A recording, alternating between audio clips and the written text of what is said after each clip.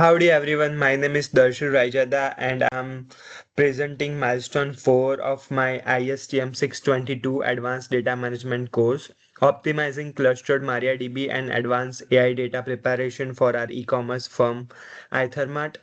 So in this project, I focused on improving both database performance and data intelligence. We combine database level optimization with AI-based data preparation to achieve a seamless, scalable foundation for Ethermart's growth. So yeah, let's begin the understanding and how I have implemented it. So in today's session, I'm gonna explain you the structured journey. We're gonna begin with the business case and objective, then we'll move towards cluster troubleshooting and query optimization, ELT architecture, and after that, finally, vector embedding, semantic search, AI data preparation, and we'll conclude with the business impact and how we can take it forward. So my goal is to show how technical work translate into a tangible business outcomes. So yeah, let's begin. In as Ethermat scale, we encourage serious slowdowns during peak order and customer lookup paths, right? And even though we were already using a Galera cluster, like our CTO Alex Kim wanted a clear metrics proving that dataset performance could sustain a business growth. And we'll face main two challenges over here that marketing requests for Ethermat Discover, right? A semantic search tool require perfect clean data.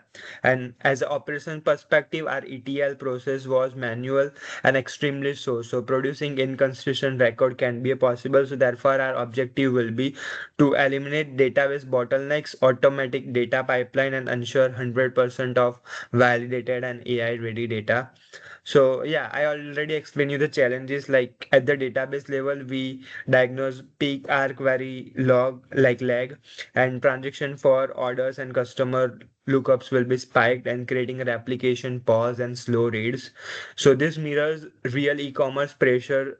Think of like just assume of Black Friday traffic, right? And then where milliseconds of delay impact thousands of dollars in terms of revenue and customer frustration as well.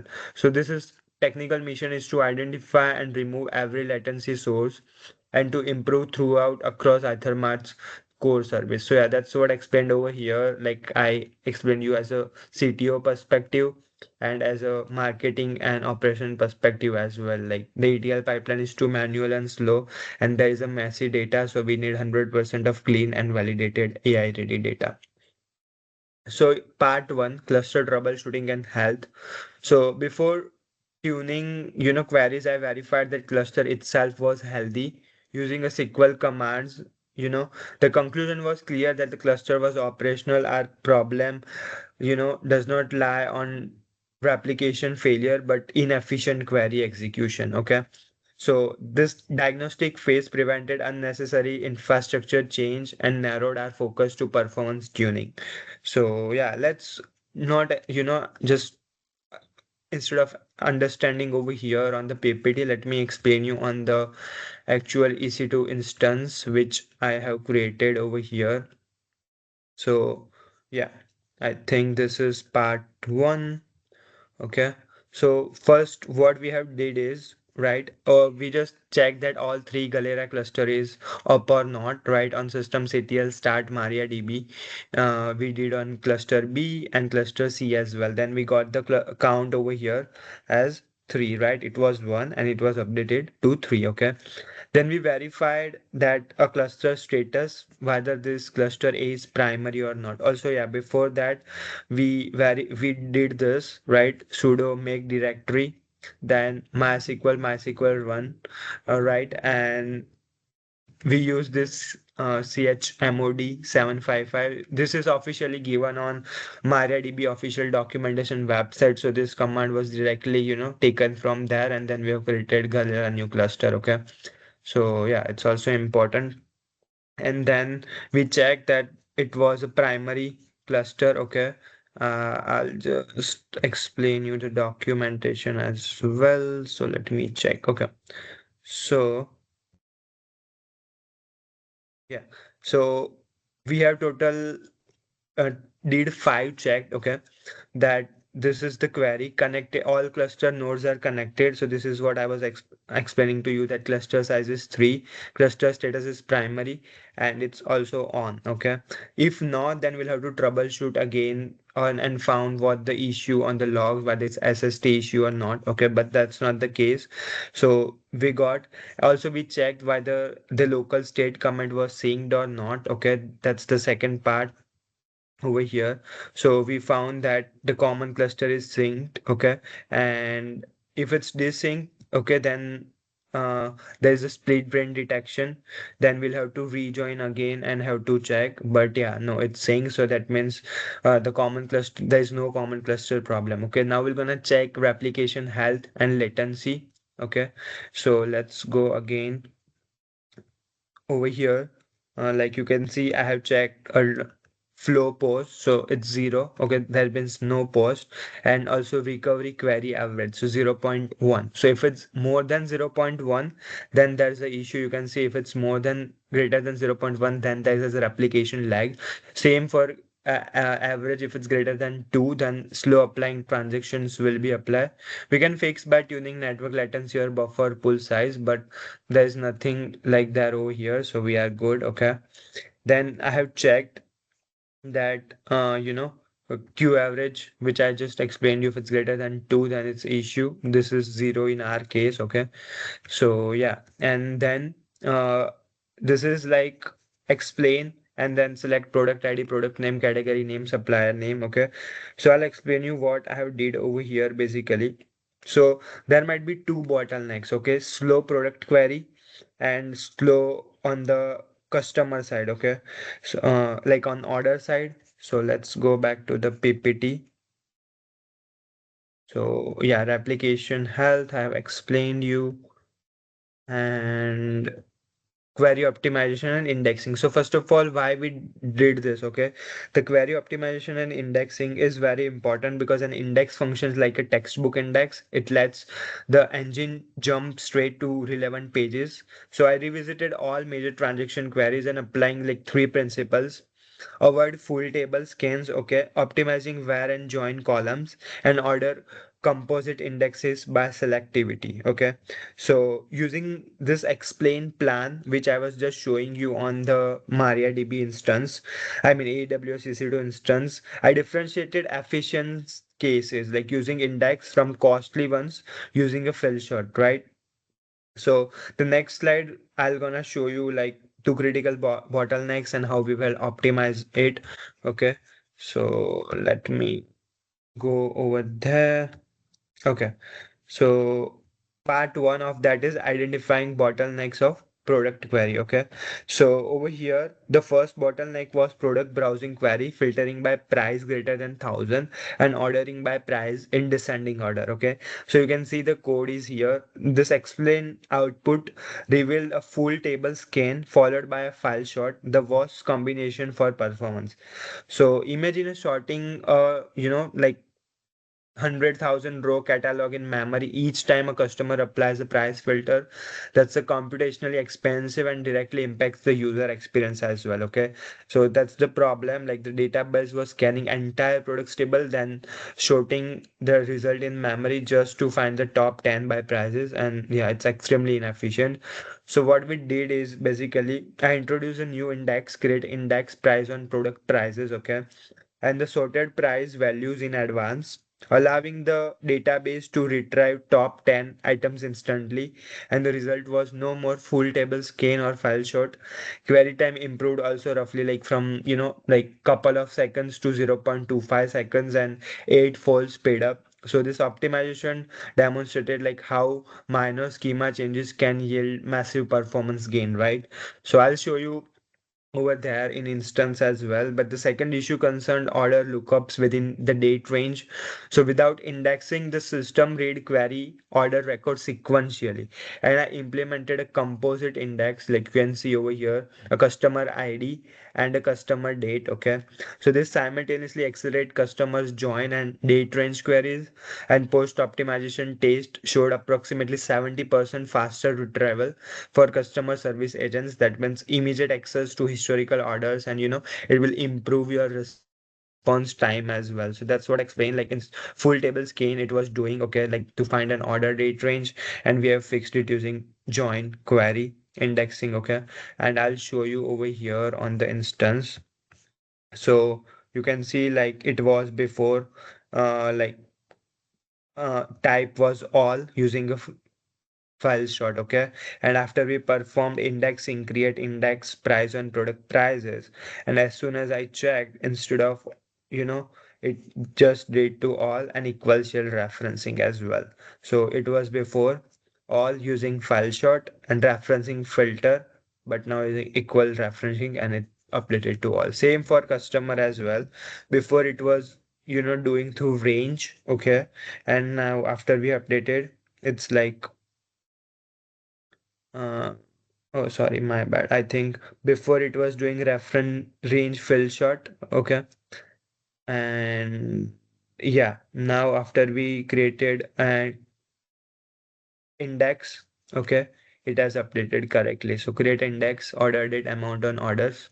Okay. So yeah, and then we checked the threads are connected or not. So it was a one value, right? So global status buffer pool reads it was 289. This is all health checkup test. Okay, global status it was 120 value. There are no slow queries. You can see like the status. Okay, then show global status like handler read. Okay, so basically what we did is all type of health checkup, like I analyze replication health metrics using the key indicator of control pause. So it stood at 0.12, right, meaning the cluster spent 12% of the time waiting for the slower nodes, and in practice this equates to short burst frozen writes during the high traffic, supporting metrics such as, the we did WRSP local reserve like RSAV queue average, and confirm that replication lag stemmed, from heavy unoptimized transaction rather than a network failure. Okay, and apart from that, like we diagnostic phase prevented unnecessary infrastructure change, and it also narrowed down the performance tuning. So yeah, this is what we did, and after that we checked like show status like queries 123, and out of that zero queries were slow. Okay, so our bottleneck and health checkup was done, and we have done a prevention as well. Okay, so now let's move to the task two. Okay, which is an advanced ETL architecture. So having a stabilized query performance, like move to data quality domain, the solution was three-stage ELT pipeline written in Python. Okay. So instead, stage zero, we did schema setup for production staging and logging tables. In stage one, extraction and loading of raw CSV into staging using load data local in file for high throughput, right? In stage two, we did a transformation of SQL updates, validating and cleaning the staging data. And in stage three, loading of only clean records into a production via, insert on and then duplicate key update, right? This automation replaced manual data correction, and also it will improve your consistency and, auditability as well. So yeah, we did validation rules. I think this we already did in milestone 2 and 3, where we have, did a transformation of each record pass through like a rule-based check of customers order date wise. Okay, and reviews there should not be no null review. Okay, so yeah, the ELT error log was successful. It will like any violation triggered to an entry of ELT error log while successful transformation were logged into ELT audit log. Okay, so this will gonna create a full transparency. Like every records journey is a traceable and which aligns with governance requirement as well. I'm just thinking on a business perspective. Okay, so yeah. Now data quality and audit logging. So like for a demonstration pipeline accuracy, right? I'm gonna present the review data set. So like out of 50 records, 18 failed validation, okay? Typically due to null or invalid ratings. The remaining 32 valid records were automatically promoted to the production table. And this filtering ensures that downstream analytics and AI models operate on clean, trustworthy data rather than, noisy input. So that's what mentioned, that data quality, accuracy plus completeness plus consistency plus timeliness. Okay. And like audit logs, you're gonna record your run metadata, the raw you got as a processed. Okay. And the purpose is to get full, transparency, enable returns, and build trust in the data pipeline. Okay, for AI readiness. So yeah, audit and error logging. This I already explained you about ELT or audit log tracks. Okay, so let's go to a task 2 part 1. Okay, so before going on the instance, I'll just explain you. So we designed and implemented a robust automated ELT pipeline in Python. Okay, and after cleaning we moved into AI stage of vector embedding, and using a Google's text embed 004 model, I converted every product description into 768 dimensional numeric vector representing a semantic meaning. Okay, these vectors enable similarity search so that the system understand relationship beyond keywords. Like for instance, wireless earbuds and Bluetooth headphones now register as a conceptually similar. Okay, so this is what we had did over here. It was mentioned what has been done in stage 0, 1, 2, and 3. Okay, in terms of production. Okay, so yeah, let's go into actual instance. Okay, so over here you can see, like first we have created a vector db env file. Okay, over there I have, let me show you the screenshots on the document so it will be better to understand. So this is the part 2. Okay, so over here you can see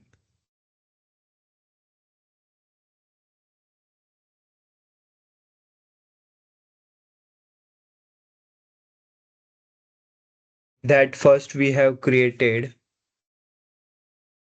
where did it gone? Okay, so I think, yeah, so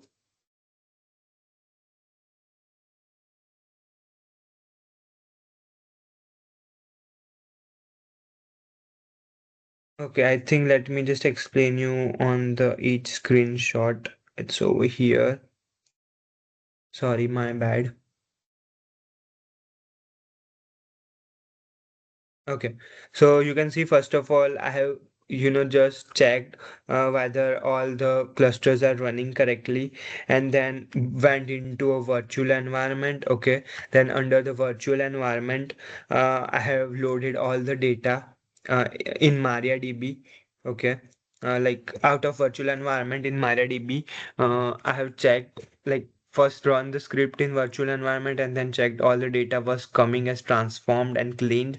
Okay, and after that, uh, like just checked all the products and customers table whether it's coming, like the products name are not a random and coming from the new generator Python file. Okay, and after that, we did the Google API key. Okay, over here on the actual env file you can see that I have mentioned Google API key, the IP address, public IP address, database name, username, and password. Okay, and after that, to that user we have given all the access, right?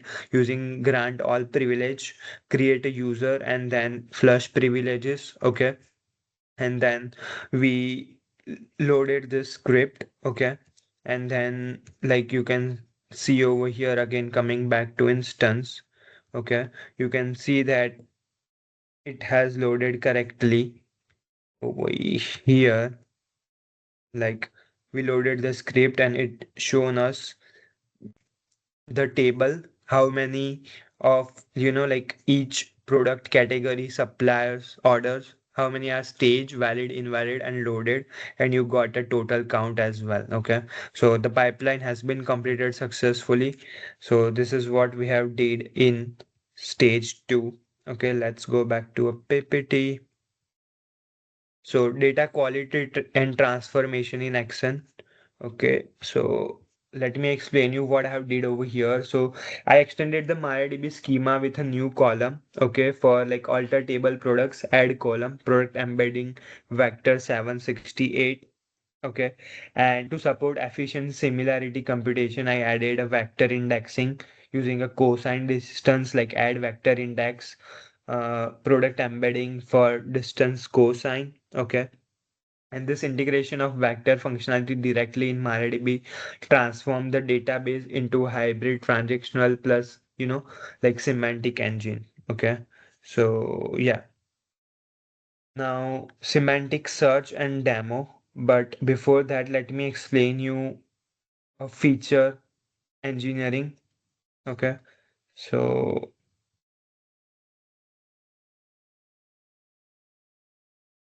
okay, so let's come to part three. I already explained you about the vector embedding and similarity search. Like after we cleaned, we moved to the AI stage of vector embedding, right? Using Google's text embedding 004 model, I converted every product description into a 768 dimensional numeric vector representing its semantic meaning.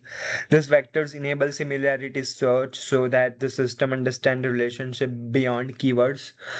For instance, wireless earbuds and Bluetooth headphones now register as conceptually similar, right? So this is what I explained over here, and the process began with the feature engineering, automatically generating missing description through Gemini Flash latest model. Each clean text description was then embedded into a vector form.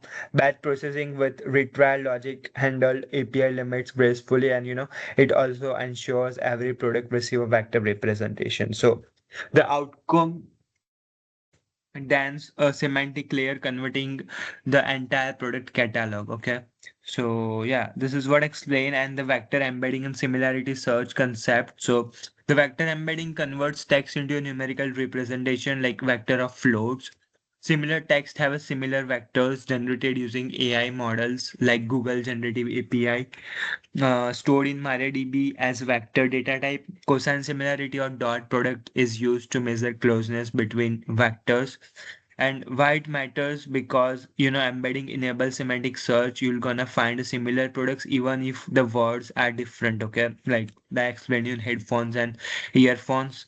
Then the mathematical formula of cosine similarity was given, and the approximate nearest neighbor, which Dr. Gamilan has explained in the class. Okay, so yeah, and then feature engineering and embedding process, and then storing and indexing vectors into a MariaDB. Okay, so before we go there, like in the feature engineering and vector embedding, how we have did it. So we built a Python script, okay, to automate this. And the step one was feature engineering. So many products lacked a good description, right? So we use Gemini Flash latest model to automatically generate a professional product description for any product missing one. And also then we move to the vector embedding to capture meaning, okay, like a 004 model, an array of 768 numbers. Okay, then storing and indexing vectors in MariaDB. Okay, so I extended the MariaDB schema with a new column, all the table products, add column product embedding vector 768 to support efficient similarity computation. I added a vector index using a cosine distance, like add vector index in product embedding product distance is equals to cosine. So this integration of vector functionality directly in MariaDB transforms the database into hybrid transactional plus segment, semantic engine. So then coming to a semantic search demo. So first of all, let me explain you the whole script of semantic search and embedding file. Okay.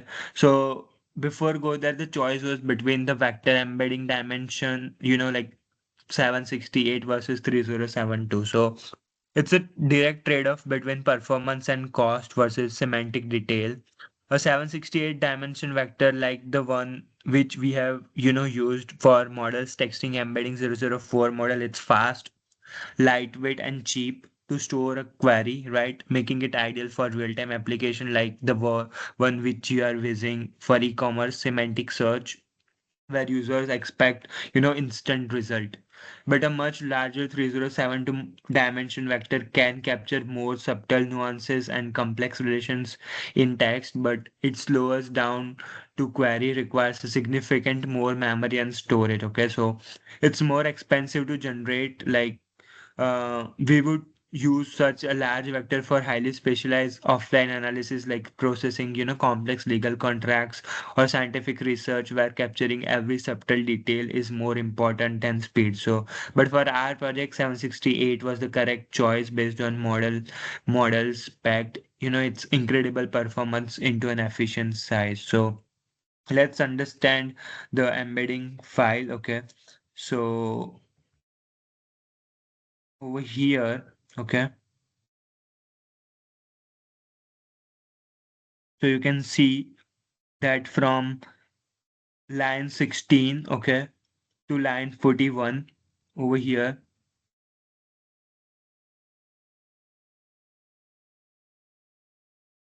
right? What I did basically is that it section setups all your variables like API keys, database credential, and processing rules like batch size will be 5 and delays between batches is 60. Okay. And why it's important because these settings control the script, the speed and cost. The delays are crucial to stay within the Google API's free tier limit of 10 requests per minute and making the process reliable. Okay. Then after that, if you see from line 59, right?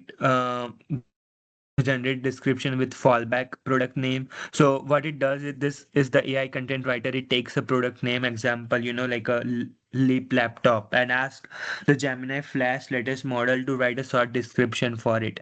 Why it's important because this solves the massive data problem from our business case. It fills products with missing information and automatically enrich them. The fallback logic tries multiple different prompts and like the first one fails, making it more robust. After that, if you check from let's say line number 92, okay, so processed with retry. So what it does is this is an error handling wrapper. If an API fails at 429 too many requests, okay, like error, this function catch and wait for a few seconds with exponential back off and try again. Again, it's important because it will gonna make our pipeline resilient and hands off, and it can recover from common APIs limit issues without crashing, which is essential for an automated process. So if you scroll down from here, like this is our extract part of ETL, and it runs a select query to find only the products where the product description or product embedding is null. Sorry. It's important because this makes the pipeline efficient, and it doesn't waste time or API calls, reprocessing products that are already complete. And after that, basically we have like like code transform and load loop, and we have called the AI written description, okay, and then runs the update query to save the new description, okay. So yeah, let's go to a semantic search file. So this script is the application that uses the AI prepared data. It allows users to perform semantic searches, which understand the meaning behind words and not just the keywords. Okay. What the code does is basically if you check over here, so let's say from here, this functions, you know, power the text based search, so it will gonna embed the query. It takes the user search text example something for my home office, and using that embed query to run into a query vector. Okay, it will gonna execute a similarity search, runs a SQL query against the database. The most important part is vector distance, okay? And it will gonna find a closest match. Like this function will calculate the mathematically similar between the user's query vector and every product's vector in the database. And it will order by distance ascending, returns the product with the smallest distance, meaning they are, most semantically similar. And again, important because it delivers smart search feature. It can find a gaming computer even if the user search like a fast PC for playing games. Okay, and this meanings because the vector is closed. Okay, and then we have function of product id top k is equals to 5. Okay, so again, like products to find a similar to another product, and it's important because the recommendation engine will gonna give you a similar product. Okay, and then we have used, if you check below right over here, right, that uh, this creates a similar command like, a menu for you demonstrate for search functionality, and it calls the two searches function based on the user input. And it's important because the user interface proves your AI data pipeline and search the queries works together to create a function, a valuable feature. So yeah, this is the semantic search file which I have ran. Let me show you how the batch actually ran. Like I have recorded a video, so you can see over here. It's just for one batch, but still, like you can see, the one batch has ran. Okay,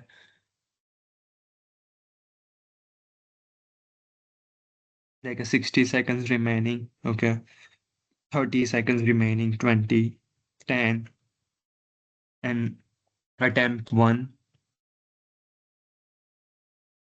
right? Then each product 1 out of 5, 2 out of 5. Then this is for batch 2, and same happened for 10, all the 10 batches. Okay, like batch 2 out of 10 is complete. Okay, so this is what I have recorded from the actual batch. Let's go to AWS EC2 instance and I'll show you. Okay, uh, okay, so you can see this all batch 8 out of 10, 9 out of 10, 10 out of 10 has been performed. And then let's say I search as an automotive. Okay, so it search give me a frozen car, handcrafted car, and repair car. I don't know, there's nothing like frozen car, but it showed me basically all the cars. Okay, I have performed yesterday as well. I think I took the screenshot. Let me show you over here. So you can see I like search as furniture and it show me use table, then a chair, again a chair, right? So yeah, basically it is working. Okay, yeah, let's go back to a ppt. Okay, I'll explain you about the demo, semantic search demo. Now let's go to how ethermart discover works. Okay, so the same logic power ethermart discover. A user enters a free text search, the query is embedded into a vector, then a SQL query ranks products by vector distance, and a result with the smallest distance, which is highest similarity, are displayed. And the approaches bridges, linguistic gaps. For example, like a user typing portable charger will still gonna find a power bank products, right? The system learns meaning rather than a vocabulary itself. So yeah, then our part 4 was AI data preparation. So effective machine learning requires feature engineering, normalization, and encoding, right? So I generated a variable such as average spend, purchase frequency, and a product affinity. So continuous value was standardized via minimum and a maximum scaling, while categorical fields were one hot encoded or embedded. Okay. This preparation ensures all feature exist or comparable scales, minimizing bias, in similarity computation. So yeah, and refined AI feature engineering. So beyond simple normalization, I refined text fields by lower, you know, caching, removing punctuation and stop words, and applying log transforms on squared numerics. So for behavioral modeling, I implemented RFM analysis, right, which is recency, frequency, and monetary value, creating secondary vectors to enhance personalization. Okay. Together, these refinements make Ethermart's database, genuinely AI ready. Okay. So yeah, preparing data for Ethermart Discover. So after once we have all cleaning is complete, we can power Ethermart to discover. The workflow will first generate descriptions, then vectorize them, store into MariaDB, embed the user query, find nearest vector, and return the result. Okay. For instance, even if the product doesn't contain the word kitchen, semantic vector ensures that relevant appliances appear for kitchen related searches. This is AI in action and understanding the context, not the actual literal text. Okay.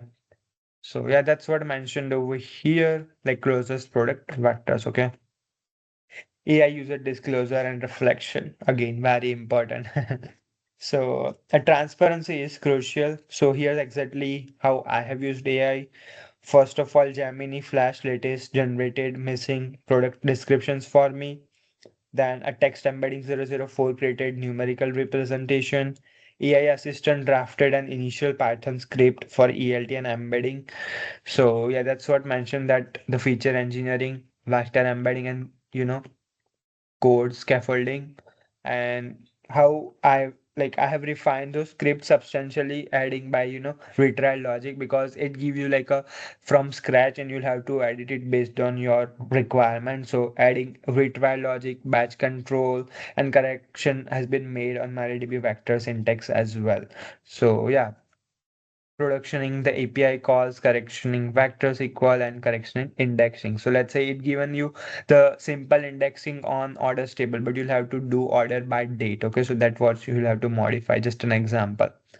Then like early I generated code, like the code which lacked robustness. But for example, the assistant proposed to add index like a product embedding, which fails the vector columns, but I replaced it as add vector index distance is equals to cosine. Similarly, I designed like a process which retry function implementing exponential backoff to handle resource existed 429 errors. Okay, so these adjustments highlight that AI is collaborator, not a replacement for human engineering judgment. Okay. And the lessons learned is basically the key takeaways are AI is a component, not the complete solution. So it accelerates repetitive tasks such as text generation, but still require human design for logic, error handling and the system implementation.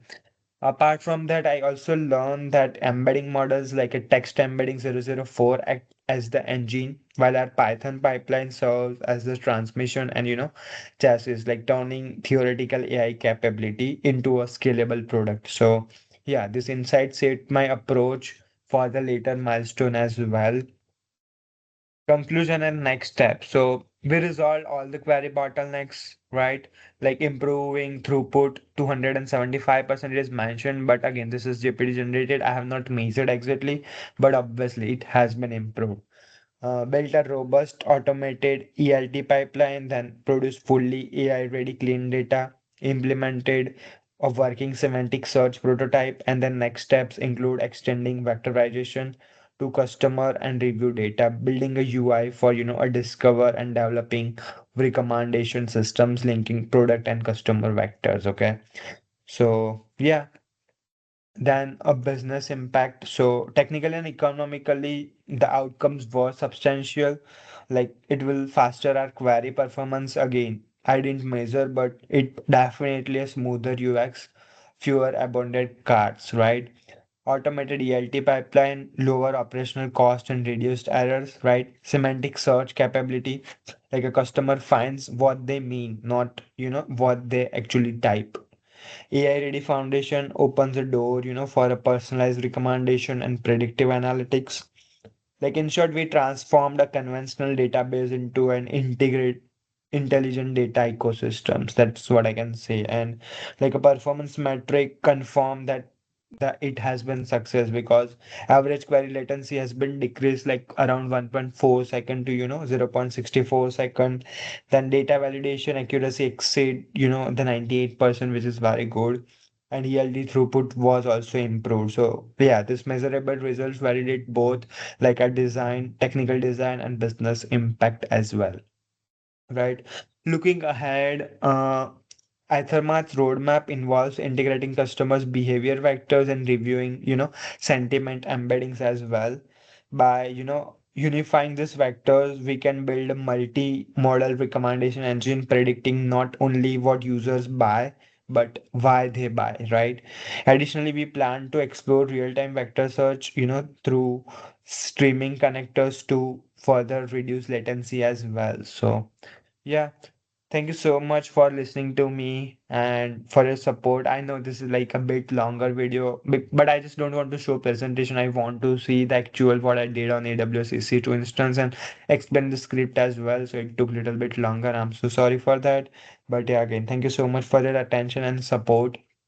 If you have any question, feel free to reach out to me on darshil.rayjada@tamu.edu for any questions. Thank you so much once again. Bye bye. Have a nice day ahead.